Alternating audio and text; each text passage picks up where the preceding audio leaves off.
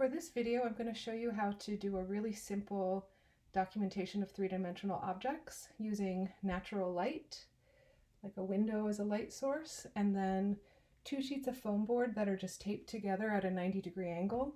If you have a third sheet, you can use it as a side piece. I don't happen to have a third sheet with me right now, so I'm going to use just a white lid that will help reflect some light back onto the objects to bring a little brightness.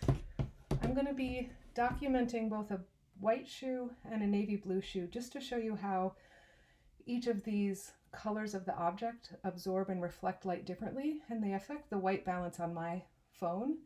My phone happens to be an iPhone SE, so it's pretty old and it doesn't have a lot of extra features for white balance. Maybe yours does, but you can always edit that and change the color balance in your photo editing software on your phone.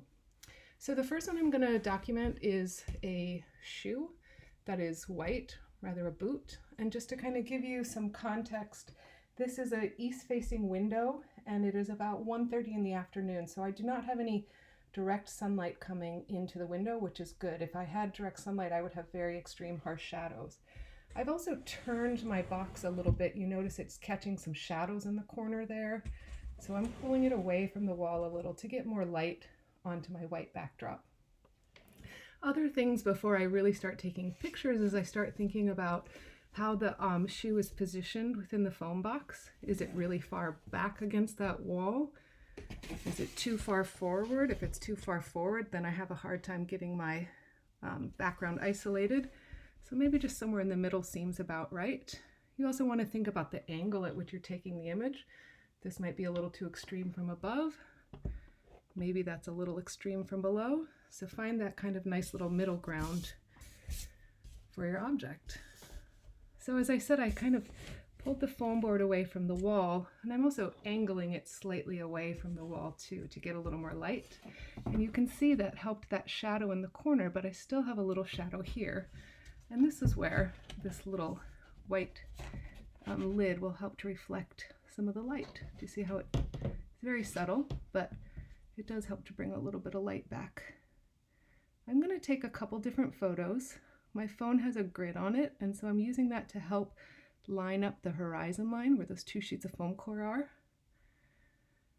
And I'll just take a couple angles while I have everything situated. Maybe I'll do the opposite side as well. I'm getting that right angle.